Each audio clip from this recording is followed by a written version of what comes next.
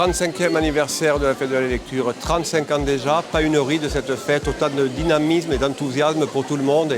Et on ne peut remercier que tous les acteurs d'hier, d'aujourd'hui, et puis la fête de la lecture, ça sera demain aussi. Alors, pour dire un petit peu, les 35 ans, ça veut dire 105 000 visiteurs qui sont venus à cette fête de la lecture.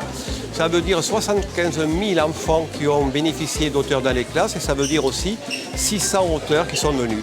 Le présent, c'est la fête de la lecture aujourd'hui sous livre au sport. Alors beaucoup d'animations avec tous les services de la ville de Boë, mais tous les auteurs qui sont venus aussi. On a remis le 13e prix littéraire de la ville de Boë. Et il y a plus de 16 stands.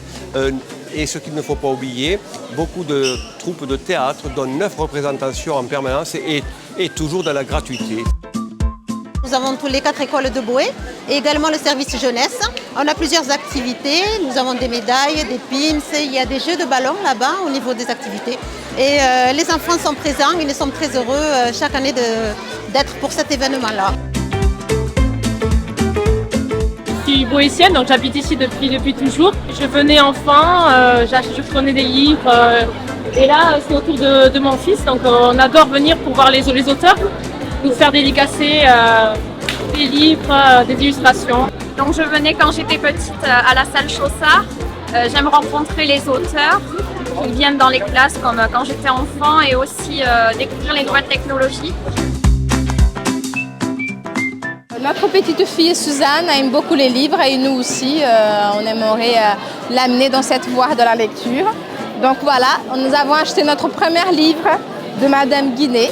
Célina, tu es heureuse gagnante du 13e prix littéraire de la ville de Boë, dans le cadre de la 35e fête de la lecture. Suzanne aux oiseaux, comment t'as été inspirée Je me suis inspirée pas mal du jardin des plantes de Nantes où j'habitais à l'époque, en observant les pigeons, les différents arbres, etc.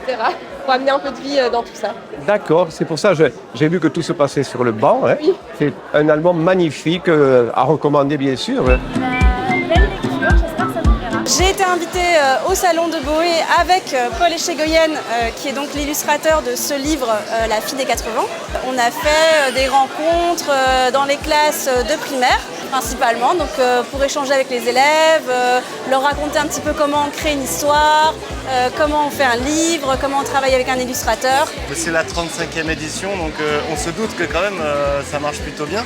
Mais à ce point-là, le premier jour arrivé presque à la fin du stock du livre, c'est assez surprenant. Ça m'arrive pas tout le temps, non?